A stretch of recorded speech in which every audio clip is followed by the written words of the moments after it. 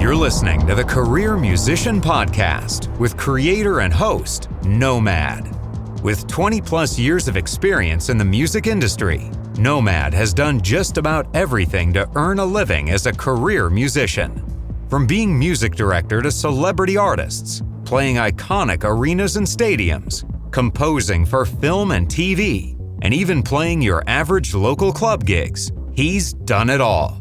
Nomad's mission is to empower musicians across the globe with strategies for a sustainable career while blasting stereotypes, and to bring you tried and true wisdom from his colleagues in this crazy business we call music. On this episode of the Career Musician Podcast with yours truly, Nomad, I have Matthew Weiss, Akon studio head engineer. Additionally, working with the likes of Andre 3000, Becky G, Chris Brown, Nicki Minaj, Rick Ross, Farruko Ozuna, Ronnie Spector, Arrested Development, Cisco, Sunny Digital, and the list literally goes on. Not to mention the fact that this man continues to pump out the online tutorials. If you're interested, just go to YouTube and hit the Pro Audio Files channel, where you will see Matthew Weiss telling you his exact mixing techniques. Now look, folks, we all know as career musicians, we have our own identities. That's why Matthew is so confident in sharing his secrets with you, because he knows only he can mix like the maestro that he is. Right here on the Career Musician Podcast. Check him out.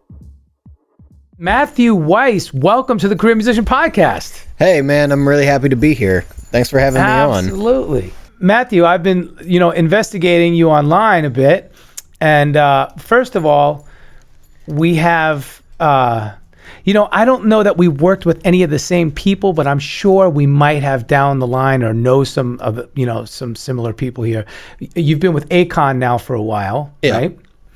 And I was with Babyface for 12 years. Oh, cool. I was his music director and guitar player. And then just looking at your credits, Chris Brown, I've done some work with. Rick Ross, I'd love to work with Rick. I haven't worked with him. But I mean, Nicki Minaj, Farruko Ozuna, bro, you have a beautiful resume.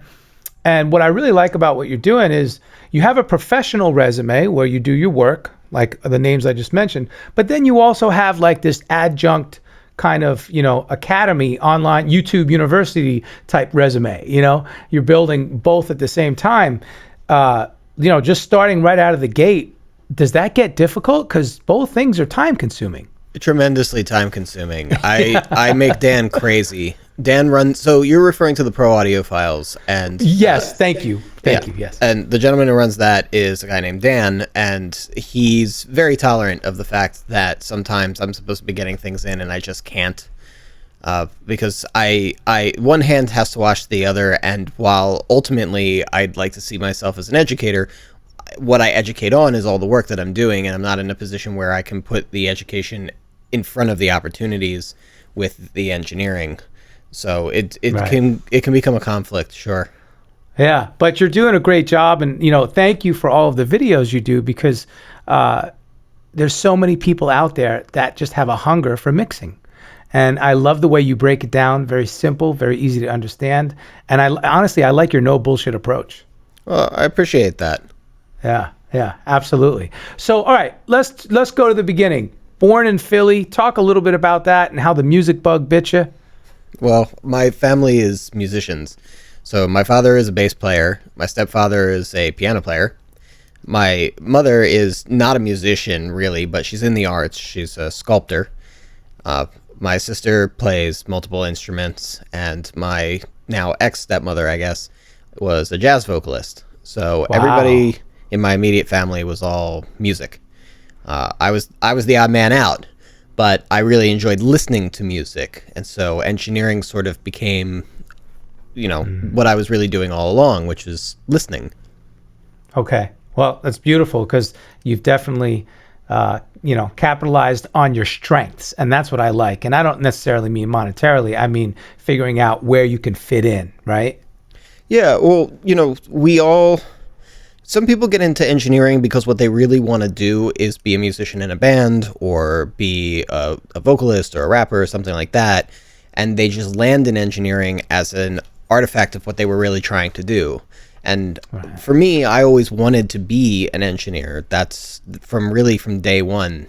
It was a very natural progression. I kind of very quickly figured out this is my instrument. So that That's worked. so cool, man. Yeah. Like Sir George from the Beatles, right? The fifth Beatle. Yeah. Yeah, exactly. That was probably his calling. Although he was a multi-instrumentalist as well. Of course. Right. I am a lousy multi-instrumentalist. I didn't start learning until I had already been engineering, and then I started playing piano and bass. Oh, nice. Well, you're an instrumentalist still. Look, you can't do what you do without having a really in-depth understanding of music and the instruments. You have to know the instruments, and you have to know what the musician is doing, because if you don't know what they're going for, you can't get it there. Right. Absolutely. Now, talking about your resume and credits, like I just named off some people here. It looks like you came out to LA in 2016? Yes, 2016. Wow, you really did do your research. You're on point. Yes, August 2016. Very nice. So tell us about that, man. One of the things that I always like to ask people is how they made the trek to, the big city, whether it's LA or New York or Miami, whatever, in search of, pursuing your music career even further. Oftentimes that can be a little, daunting or nerve wracking. So how did you do it? I'm really glad you're asking me that, because I think this is really important for the show that you do. People very often romanticize coming out to a place like LA, which is tremendously competitive and tremendously expensive. And they say, I slept in my car until I made it. But here's the thing. The only reason you hear from those people is because they made it. They're the exception, not the rule. So coming out without a plan, without a safety net, without your ducks in a row, I think is a tremendous mistake. And I think a lot of people make that mistake because they hear the romanticized version of it. I did not do that. I built up my contacts. I came out with a plan. And I executed that plan. Now, I also think that I got fortunate, but because I had an idea of exactly how I was going to make this work, it really increased the odds tremendously. Beautifully said, man. I mean, like, round of applause. Said so well. Oh, thank you. I did the same thing back in 2005. I was working on developing relationships out here even before I came, right? Yes. And that's, you got to build that foundation. Yes. Yeah. So important. If you haven't visited LA, you can't move to LA. That's right. You have to get a lay of the land and really understand the different neighborhoods and understand the cost of living and so forth. Yeah. Just as a starter.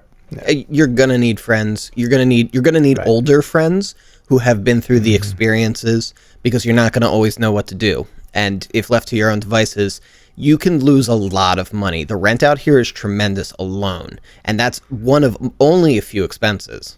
That's right. Man, so true. I mean, little things that we take for granted sometimes if you live more in, inland, so to speak, like parking. If you have a house in Florida or in Georgia or wherever, right, you can park in front of your house, or even an apartment. You can park in front of that apartment. That's not like that in LA. Nope. Everywhere you go, you have to pay, or you have to figure out, oh, shoot, I have to move my car between these hours and right? Yep. It's definitely a challenge. That, and you are on a ticking time bomb. Within the first 8 months, you're gonna be in a car accident, period. Traffic is rough. Yeah. No, literally no avoiding it. My first car accident out here, I was stopped at a red light and somebody drove into the back of me. Wow. That's crazy. Well, so yeah, definitely building a plan. All right. So what are some of the things that you did to devise that plan? Well, so this is where I sort of deviate what I did versus what I advise, because I don't necessarily advise everybody do things exactly the same way. My plan required having some resources already saved up. So everything I did, I already did with basically 20 grand disposable. And when I say disposable, I'm using that term very loosely because it wasn't exactly disposable, but it was a personal investment. So my plan was to get a studio space, and a decent one, where no matter what, whether I was making money or not, I was just having people in the door. Because I knew that in order to get where I wanted to go, the most important thing I needed to do was build up my network. And that's not a quick process. That can take a couple of years. So fortunately, I already knew somebody before coming out here, and I shared a studio with him. We both contributed to the rent. In addition to the rent I was paying another $2,500 a month. Very important to let people know that's the real deal. Yeah. Yes. So this was a serious studio, and mind you, that covered less than half of the actual rent. But I also had a friend of mine named Shamik, who just got his first really, really major placement now. I dragged him out to LA as well, and I just got him in the studio too. I said, just come in at nights or come in whenever I don't have a booked session and just get in there and make music, and bring in your writer friends, bring in your other producer friends, your instrumentalists, bring in everybody that you want to bring in. And all I ask you do is just, if you use water or toilet paper or whatever, restock it. There you go. Yeah. And so I wasn't making any money doing that, but because it was allowing traffic of people who were actually doing something in the door, it allowed me to start meeting people. And I met some really, really great people that way. So, I met Cadence, who started working with Ariana Grande right after we met. Ant Clemens, who writes for Kanye and a million other people, who signed to Rock Nation now. He was unsigned when he was using my studio. Then some more established people like a producer named Bongo. Gosh, it's a long list. Red Buttons, who's also getting a major placement now. And I'm sure I'm leaving people off of the top of this, but that's also how I met someone named Hiro Oshima, who was the person who introduced me to Akon. Oh, that is beautiful. Beautiful.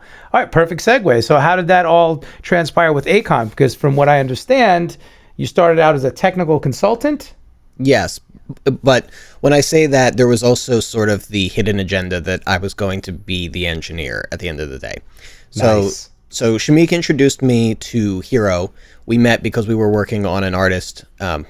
Hiro was managing this artist, and Shamik was producing for the artist. And so I just did a couple of mixes and tracking sessions, and I don't believe I charged, actually. I think that I did it completely free. And Hiro and I just hit it off, and maybe about 3 months into working together, he was like, yeah, I do A&Ring for Akon. And I was like, okay, cool. I didn't know what that really meant or what that added up to, but as the relationship that he had with Akon started to develop, it became a pretty obvious segue into my relationship with Akon. So Akon started building a studio in Burbank, and Hiro saw that as a way in, but the plan was always to put me in a position where I was engineering with Akon. This just happened to be a good way to walk in the door.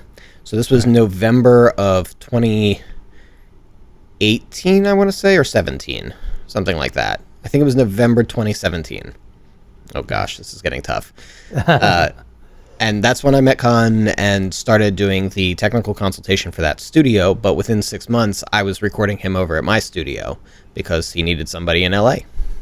There you go. Bam, that's beautiful. So I love the fact that you tell us the trajectory of how that all panned out. What I do want to talk about is the difference between getting a mix engineer job versus a musician job. Oftentimes musicians are auditioned, especially for live gigs, not really for studio. But engineers, you don't really have an audition for engineers. It seems like the engineer is like, hey, we're going to hire you. You come in, see how you do on this first session. If you do well, you got the job, right? I would say it's not even that. It's more like, man, it's such a who you know business. So like I just did my first session with Andre 3000 from Outkast, I think 4 days ago. And he's one of my bucket list artists. The way that I ended up getting that gig is that I know an engineer named Andrew Wepper he just did the Demi Lovato single. He mixed, how can I forget? It literally just came out. But he just mixed the Demi Lovato single that came out, and he's a buddy of mine. Turns out he's a buddy with Ken Oriole, who's Andre's engineer. and they needed a spot out in LA. So the little whisper down the lane of who Andre never listened to my work. Ken never listened to my work. Andrew has heard my work, but I'm sure he didn't like scrutinize it or anything like that. It's just they know who I am, they know my reputation, and they know I'm reliable. So they booked the session. And he came in, he did the session, and there we are. So that's it. Really, these things don't happen, and it's so true. And it is really the same way for musicians, especially in the studio scene. You have to have boots on the ground. You just have to start talking to people and hanging out. Yes. People have to know you. This is why a lot of people say you can do everything online. And I'm not the youngest dude in the world, but I am on the younger scale, I guess, overall. I don't think that that's really truly the case. I think you can do a lot online, but I think in order to really elevate what you're doing, you kind of need to be in person because people need to see your face. And that FaceTime is so much more valuable than, FaceTime. Yeah, we're talking about the real version of FaceTime. Yeah, exactly. Like the kind of FaceTime where you can catch COVID. Yeah, there you go. It's so true, man. The old adage, out of sight, out of mind. That's legit. That's real. Very legit. Like after I did the Andre session, for example, the first thing I did was I talked to Hero to say, okay, what's the plan to make sure that I stay on these guys' minds so that the next time he needs a studio in LA, I'm getting the call directly. So we've sort of formatted a way of like following up and just a plan of making sure to stay in touch, because I don't want this to be a one-time thing. I want to be a recurring hire on for Andre. What you just said is worth its weight in gold a million times over. Expound on that. The concept that you actually formulated a plan, and it doesn't necessarily mean you sat down with pen and paper and wrote out a schematic, but you had a strong follow-up plan. Talk about that. So the idea is that, we did this session, they know who I am, but then the question is, what other opportunities can come from that? Because anytime you get an opportunity, it's just a step to another opportunity and has to be seen that way. So, is there some kind of a relationship that could happen between Andre and Akon? Can we investigate that possibility? How do I connect with Ken more regularly? He's a cool dude. I like him a lot. So, no reason not to hit him up just to say what up or whatever it might be. And so to continue following that up and also to address whatever it is that they might need. So they were based in New York and now Andre is out in LA. So, they don't have a go-to guy who is in LA. Is there a way that I can fill that shoe? And I think that mostly by connecting with Ken, I can sort of stay in the mix. But, a month from now, I might have a record and I might send it off to Andre just to say like, hey, I don't know if you're interested in doing a collaboration with Con, but this is a record that we're working on. Whether he says yes or no, it gives me an excuse to hit the guy up. I love that. Always find an excuse to hit somebody up. And that is really the best follow-up strategy. Instead of just saying, hey, you want to grab a coffee? Kind of have a reason. Yeah. Well, because, the goal here is that I need to provide value to these people. That's right. There's a million engineers who want that kind of a gig. And so, I need to show them that I'm good at what I do, that I'm reliable, that I'm trustworthy, that I'm somebody that's easy to get along with. And I had 4 hours to showcase that, and I feel like I did my thing, but I have to also remind them because, people on that level, it's constant texts, it's constant calls, it's constant emails, it's constant meeting new people. It's just a sea and a blur of meeting new people. And that's right. I still have to, now that I've cut through one layer of even getting in the room, I now have to cut through that second layer and become a valuable person in this person's professional life. Man, so true. And you said the V word. I love that word, value. So many people are under the notion that something is owed to them. No, it's the other way around. You have to prove yourself. You have to provide value to others. Yes, continually. Continue. Yes, thank you. You're only as good as your last hit or your last, accomplishment, right? You have to continue. I love that. So beautiful. This is great, man, because you're talking about the real shit once again. Are you working on anything at the moment that you can speak of, or is everything kind of hush? No, I mean, I can talk about things. I can't necessarily divulge the ins and outs of everything, and I certainly can't, discuss any of like how the session went on because there's private information in that.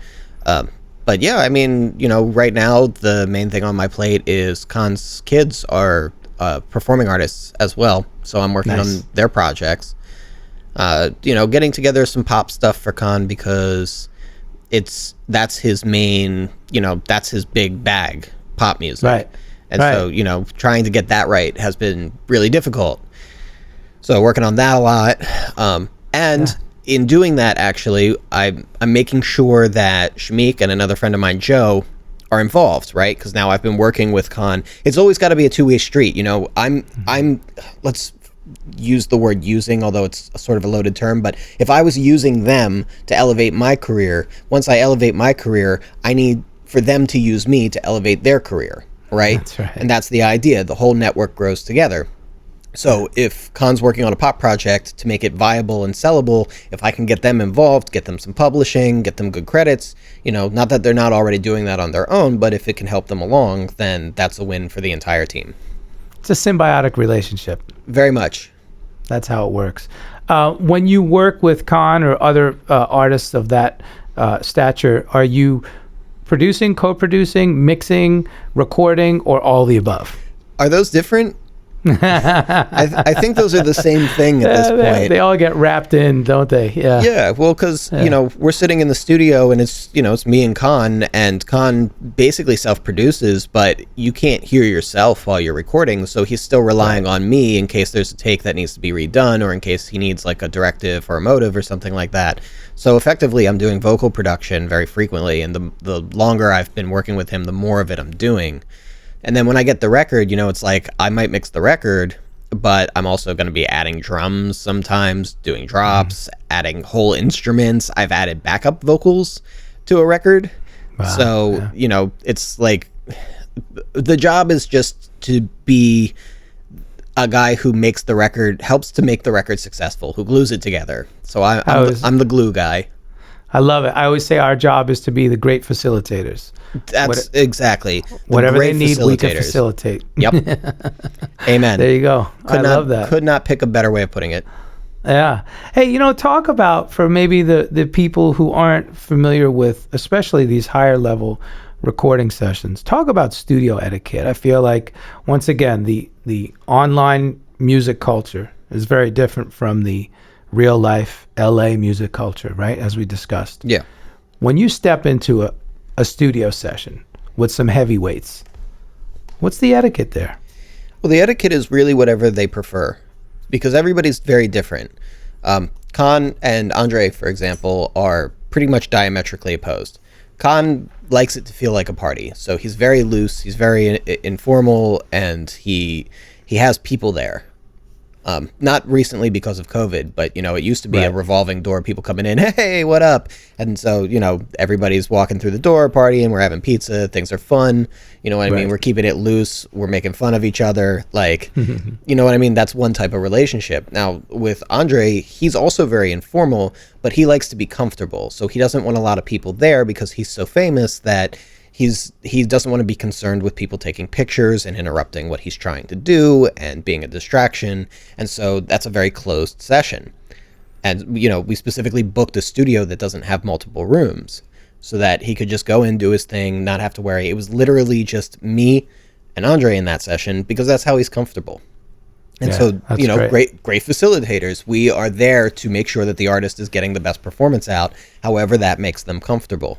So, the main thing was just to ask. I love it. And read the room, right? Read the situation. Read the room for sure. Yeah. Great. Good stuff, man. All right. So let's shift gears a little bit.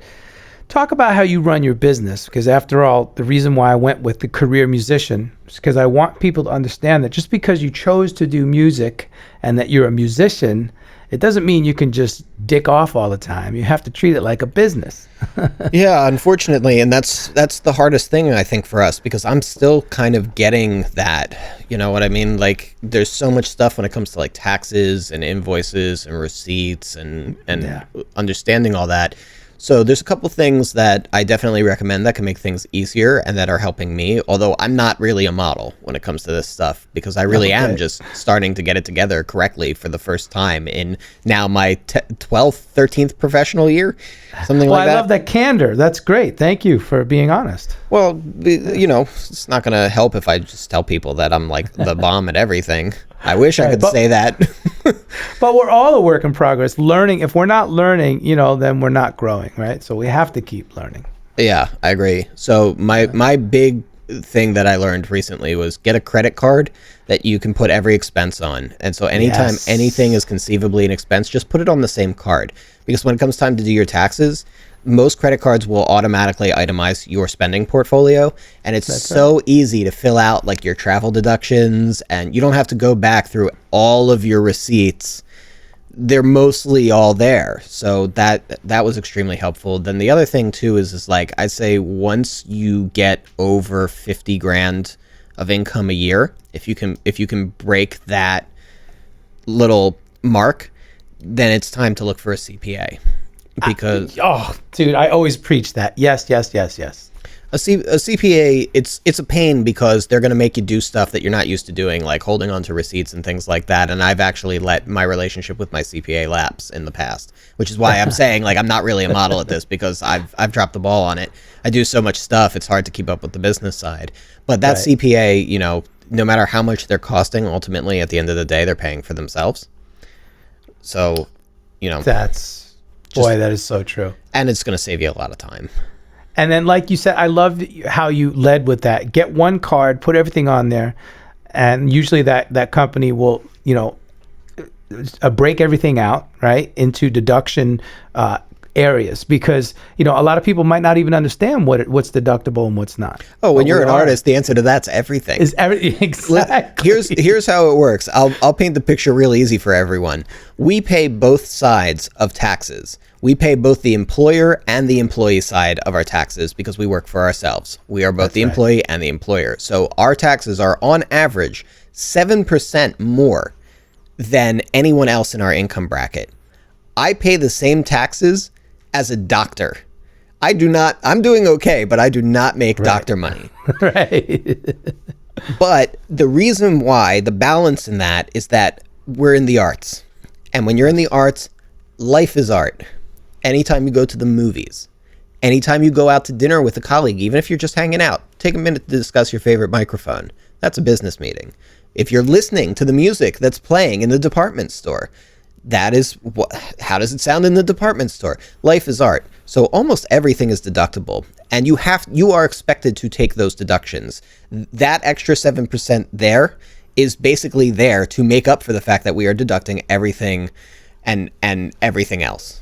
That's right, man. So well said, brother. Thank you for sharing. See, you have your business together, man. You got it down, bro. Well, I know what I know what I'm supposed to do. I know, and when it comes to like the more technical side of like the actual business side of music, like how publishing works and things like that, I know all that information very thoroughly. Part of my tax situation is that I started a company to put myself on a salary, which is that's tax gymnastics. That's how Donald Trump got away with it. Probably not. Your CPA will help you with all that, though. Yes, the CPA helps you with all that. It's one of those things where you can throw a little bit of money at it, and then you have to take a day to fill out a bunch of forms, but it's not like the hardest thing in the world. So, talking about business acumen, one of the things that comes up all the time is negotiating or cutting deals. I think it's best to have representation if you can. I don't know where do you live in this concept? I think when you're starting out, you have to learn how to sell yourself. You are your own representation, and you will continue on a certain level to always be your own representation. But when you get to a certain point where you are really in the thick of it, you're working very regularly, and you need to elevate your career, you need somebody who is going to represent you and do that kind of stuff, because first of all, you'll be taken more seriously.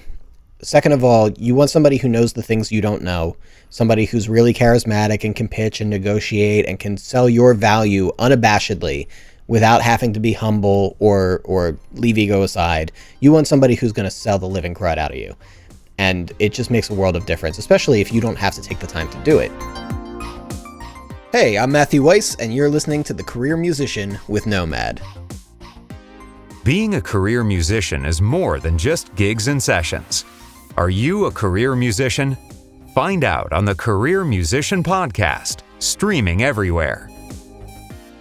Follow The Career Musician on Facebook and Instagram to stay up to date on the latest news and tips from the world's leading musicians.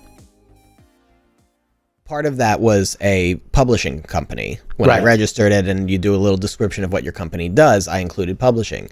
And as it turns out, to do publishing, you don't need any kind of certification or licensing or anything like that. You just have to say, I'm doing publishing. So I can aggregate on my own behalf. We always do that when we're self-employed, in fact. But now it's just formally I can aggregate on my own behalf. Exactly. Man, so who did you sign with as a publisher? Which PRO? I went with BMI, but that's that's derived from publishing, but that's not publishing. That's performance royalties. Right. And those are not the same thing, and I think people get those confused quite a bit. Beautiful. Let's break it down for them. Okay. So your publishing is your percentage of the intellectual property you contribute to a work of art. So if you write down a lyric or a melody, then the intellectual property is going to be partially yours. That's determined on something called a split. That's where the people who are involved all agree, okay, you did this percentage of the work, you did this percentage of the work, you did this percentage of the work. And there's usually standards that people adhere to when it comes to that. But then they'll sort of ebb and flow, and usually really big name artists will kind of like throw their muscle around and be like, this record's not going to sell if I don't co-sign it. So maybe give me some extra publishing. And you know, that's the game. And you say, okay. That is the game. Now, from that publishing, that determines how your royalties are going to be distributed. So whenever a record is sold, you get a fund of money is generated called a mechanical royalty. And that mechanical royalty is split the way that the split determines. So that mechanical royalty goes to the publishing side and gets split. Same thing when somebody covers a song, when somebody plays it on the radio, when somebody performs it live. Those are all considered performances of the intellectual property. And every time that happens, it also generates a royalty for the publishing, which is then split as determined by the split sheet. So you have your own publishing company. Yeah. What's the name of that company? It's Weiss Sound Incorporated. Oh, you said that. Thank you. Weiss Sound Incorporated. And BMI though is collecting the royalties on that side. That's right. They're called They're called an aggregator. They aggregate specifically they collect and aggregate the performance royalties exclusively, not mechanical royalties. That's different. Still belongs to the publishing side, just the performance. Now, as a writer, are you a BMI writer? Yes. No. I'm registered as a publisher, actually. Just a publisher. So you're not registered as a writer at all. No, I have two accounts now that I think about it. I do have, because I do have writing on some records. So, I figured that because you have writing credits. Yeah. Yes. Yeah. So that's another misconception. People don't understand that they have to sign up both as a writer and as a publisher if you're writing and you are actually entitled to get some of your publishing. So in other words, if you're just a writer and you're just starting off, you don't really need a publishing company because you're not going to ever see that publishing. The record labels are going to get it and the big artists are going to get it and so forth. But you need that writer's account. Yeah. Right. And then once you expound on that and you can collect some publishing, like what you're talking about here, like what Matthew's doing, it's very important that you have both. Yes. You need to have both if you plan to ever be the aggregator of publishing, which means if you yourself want to act in the same way that maybe a record label might or a publishing company might. So in my mind, Weiss Sound can become big enough where I can actually hire somebody to become the head of the publishing department. And if I want to do a sync with a television show or something like that, in particular, I want to make my own contacts with people in the film business and the television business so that I can pitch the songs directly to their music supervisor, acting as the publisher, so they pay me straight up. And I don't have to go through I love BMG to death and I love working with them, but for this particular thing, I wouldn't have to go through BMG. This way, I'm distributing the entire pie, not 50% of it. That's right. That's beautiful. And I love the way that you use aggregator to explain that. That makes perfect sense. So thank you for laying that out, man. That is beautiful. And anybody who's listening who does not understand the intricacies of publishing and how royalties work, do your homework. Just go to Google and just start digging in. Yeah. It's very complicated. It really, like, I still get certain things wrong, thinking I'm right, because there's just a lot of nuance to it. That's okay. It's just important to really know what you're looking at, because, you know, this is your money, especially if you are a musician and you're going to want to do some writing. There's almost no musicians out that don't do some form of studio writing, songwriting, things like that. Like, this is a tremendous source of income. So it's important to understand how that money is getting to you. Very true. I would say it's about a third of mine. And I started off just as a guitar player, but then I would always get invited to write. So what Matthew is saying here is super important. Also, if you are a writer and you're building a nice catalog, a sizable catalog, you're going to want to get an administrator for that catalog because it's a lot of paperwork, right? Wouldn't you agree? Yeah, so this is where a more traditional publishing company makes a lot of sense, because if you're doing a lot of writing, and, you know, I don't do a lot of writing.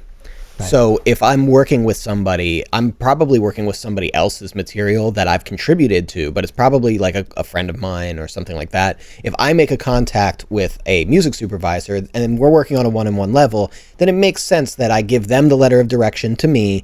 I aggregate it. I keep track of it, because it's really one relationship. But if you're a musician where you're doing this literally every day, and you've got, you know, 300 songs in rotation a year, and because you know the quantity that you're probably doing, and you're probably thinking, compared to like the library guys, it's not even that much, because the library guys are doing what, 1,500 songs a year. Thank you for differentiating that. Yes. Well, but see, even if you're not doing library quantity, you're still probably doing a pretty vast quantity, and you would spend as much time keeping track of it as you would actually making it, and that's where you need somebody to administer and to also make sure that the aggregation is done appropriately. Love it. Okay, so let's shift gears. Thank you for enlightening everybody with all of this business information. Let's switch it over now to like the online community. Oh, how did you get involved with Pro Audiophiles? So talk about that, because once again, you're taking your real world experience that you have with huge names in the biz, and you're sharing your experience online. So that's that's a very amazing that's magnanimous of you to give back. I mean, I appreciate that. It's also magnanimous of the artists that allow me to do it. One of the things that I really appreciate about Khan is that, he said, if you're tasteful and tactful about it, you can use stuff that we've done to demonstrate ideas and do your tutorials so that you can make your money. And that's very big of him. Most artists are not really like that. That's right. So, I mean, it's magnanimous of him as well. And for all the other artists who have agreed to allow me to use their music and their art to demonstrate ideas. Indeed. The way that started was back in 2007, I think, was my first in-house position in Philadelphia. And I was just working as an in-house, and I was on Gear Sluts. Just, reading up on things, and sometimes people would have questions and I would answer those questions, or I'd have an idea and I would share those ideas. So I was making posts and I was doing responses and things like that. And Dan was sort of trolling around Gear Sluts at the time because he wanted to build Pro Audiophiles, mainly as a means of actually helping to sell his software that he developed. He developed ear training software called QuizTones, which it's really cool. There's a couple of things that do this now, but it's like it'll play like a tone, and then you have to multiple choice pick out the frequency, and it'll EQ a song, and you have to say what was boosted or what was cut. It's really useful, actually. No, it's brilliant, and it works on the phone. So he was I think he was the first to develop an app like that. But so Pro Audiophiles was mainly a blog that was meant to help him sell this software. So he was strolling around looking for people that he could get to write articles, and he saw the stuff that I was doing, and he said, "Hey man, come on board. I can't really offer you a lot, but it's a paid gig, and let's get it rolling." And so I started writing articles, just talking about my experience. The very first one that I did was an article on recording strings because I had just recorded a string section. And I thought, hey, this is what I'm doing. Perfect opportunity. Yeah. And then I think it was 2011, 12, we decided to start doing video stuff, and the video stuff started doing pretty well on YouTube. And so there wasn't a lot. This was still in the era where people weren't really teaching this stuff. People weren't talking about the experience. Everything was kind of still a little bit hush-hush. The only big stuff out there by somebody who was like really well known was Charles Dye. He did his tutorials back in like maybe 2006, something like that. But then Pensado's Place had launched maybe about a year or two after the Pro Audio Files, and he just started giving everything away. Like, he literally was like, we're not going to have secrets anymore. And when he did that, that was really inspiring to me to say, well, if he can do this, then there's no shame. I'm not going to be the one breaking the mold here and becoming the black sheep by pulling back the curtain. Yeah. Exactly. I think that's really cool. And again, that's what makes the whole concept of YouTube University work, is that, like you said, everybody's pulling back the curtain. And it still allows for uniqueness because nobody's going to mix like you. You're you. No, I mean, there's actually one of the really cool things that's been happening recently. I joined a little private engineering network, and when I joined, a few of the people hit me up and they were like, yo, I came up watching your videos on YouTube and I listened to their records and they sound better than mine. So I'm like, which is what I want, which is perfect. Right. That's the best compliment that I could get in the world, is to see people who started off by watching my tutorials and then they took it, they developed it in their own way to make something new, make something better, and then became successful doing it. And, the guy who does most of YG's engineering hit me up, and the guy who is Tyga's engineer and mixed and recorded a lot of those records hit me up same way, and that's like, man, This is so cool. That's awesome. Hey, any memorable moments that you've had in the studio? Something that was like fun or ridiculous or silly, whatever, Oh man, God, that's such a. I'm sure there's so many. The thing is I could rattle a bunch off, but I have to like pause and think about the ones that I can like talk about and the ones that I can't, because some of this stuff is like, maybe let's leave it off. But I'll share a really cool moment. Actually, it was the first time I mixed a record for Khan, where I played it back. We were on set in the Dominican Republic for a record called Commentale, which I recorded in Miami. But when we did that, we recorded a bunch of other records too. And there was a record called Te Quiero, which now has Pitbull on it, but it didn't have Pitbull on it at the time. So it was Khan and it was Ozuna, actually. And so I did that mix because I had all of the track outs for everything. And I played it for Khan. The first time I gotten a chance to actually sit down with him was on a boat. So we're out on a lake on a boat, and the boat has these like big hulking JBL speakers. So I play it for him in the laptop, and he says, man, I love it. Just turn up the percussion a little bit. So I turn up the percussion a little bit, and he's like, well, now we got to hear it. So I jerry rig like 4 different aux cables together, because this is not how this is supposed to function. And I played the record out over these JBL speakers over this lake in the DR, and it sounded awesome when it came out over these speakers. I did not know how it was really going to translate to these speakers. So I was like, and it was the first record I had done from Khan. So it was like, this is an important moment. But everybody there started going crazy. We played that record back like 6 times in a row. It was an awesome moment. That's awesome. That's like even better than the car test. It's the boat test. Yeah, it's the boat test. Well, if it doesn't sound good on a boat, how are people going to enjoy it? Yeah, exactly. That's beautiful, man. Hey, wrapping things up, any words of wisdom that you have? I mean, you've already shared quite a bit of wisdom, bits, but, as a whole. There's a saying, and I don't know where exactly I got it from. I might have even made it up. I hope I'm this clever, but it kind of goes like this. Success is not something that you achieve. It's something that you perpetuate. Nicely said. So, it can be a climb. I've been doing this now professionally over 13 years, but about 13 years, and I didn't start getting like major credits in a way that were like locked in and continual. Like I had big credits when I was an in-house engineer because a lot of people were walking through the door, and that was really cool, but those credits were kind of fleeting and in between. But once I started locking in with Khan, then the credits started really rolling in a dramatic way, and it took 10 years to get to that point. I was already doing well in terms of my personal career before then, but I'm constantly looking at growing, and so even from where I'm at, it's like, okay, but what else? What's next? Because it's not something that gets achieved, it's something that builds and grows. And once you stop growing, like you said, then, the only things that don't grow are things that are dead. Brilliant. Love it. Love it. Do you mind if we do some rapid fire questions? No, I don't mind. Favorite food? Oh, Vietnamese.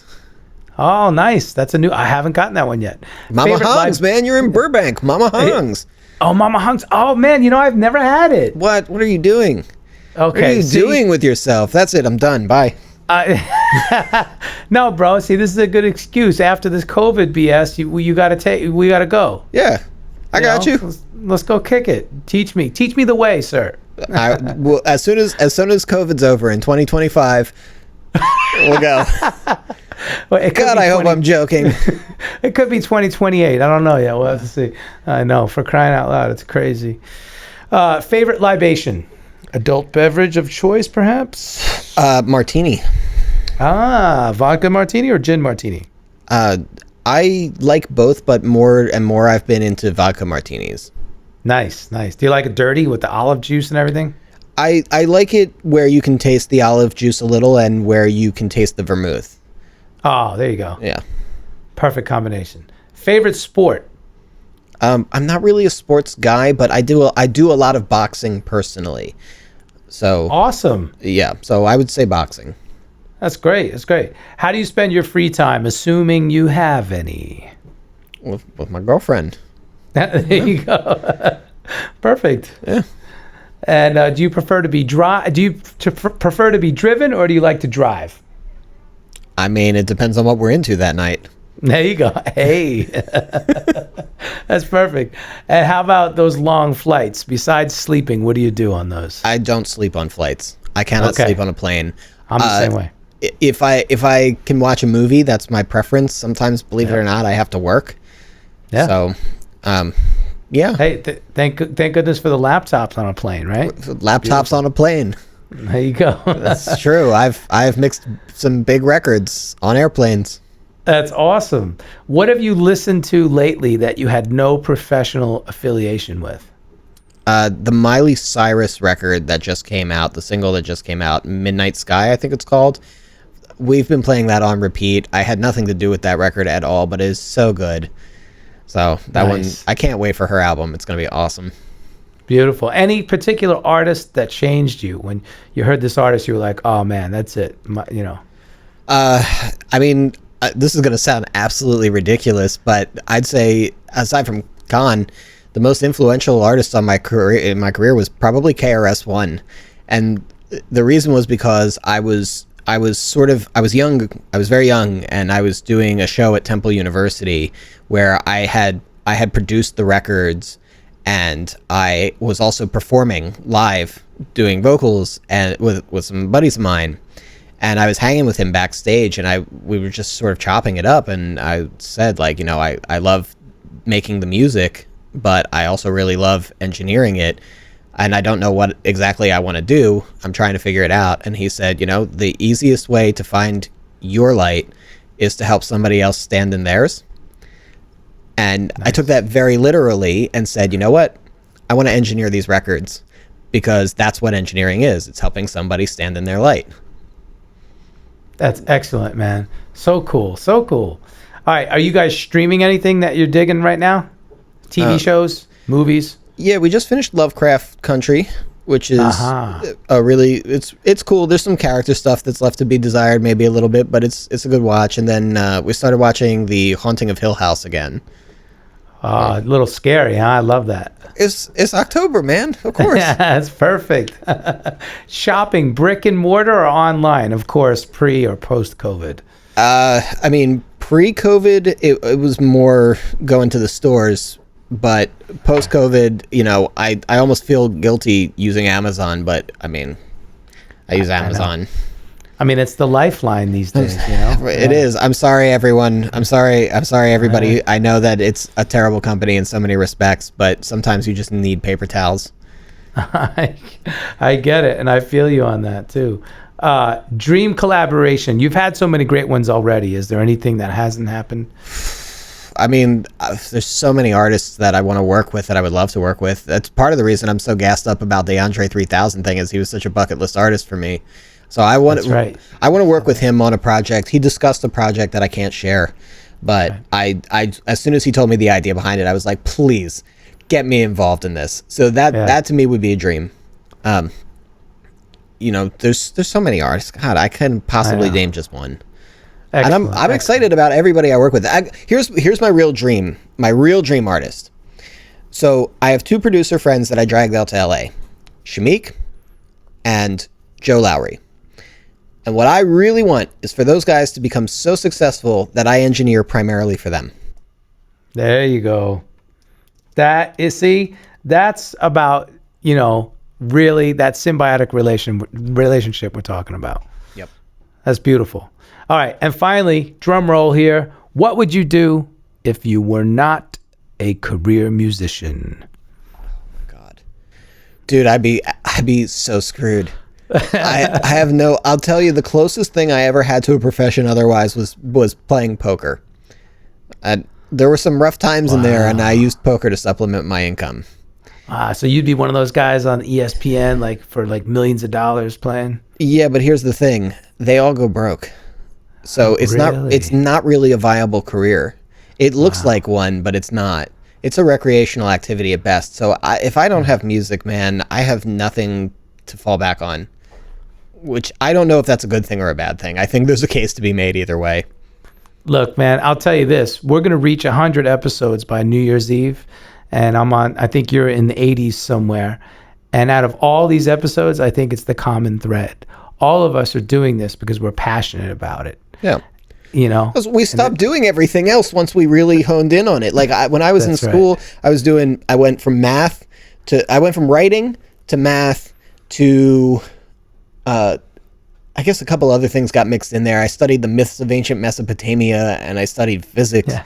And by the time I was like a year and a half in, I was like, what am I even doing? Right. And then as soon as I moved to music, it was a wrap.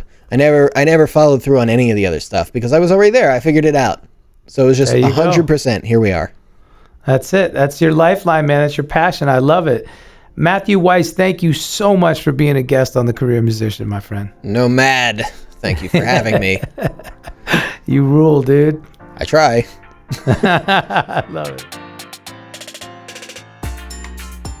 Go behind the scenes with host Nomad to gain inside knowledge of entertainment business from the world's leading musicians, artists, producers, managers, and more. You're listening to the Career Musician Podcast by Nomad. I'm just a nomad, nowhere man, writing the songs in this one-man band. A nomad, yeah, I'm a nomad,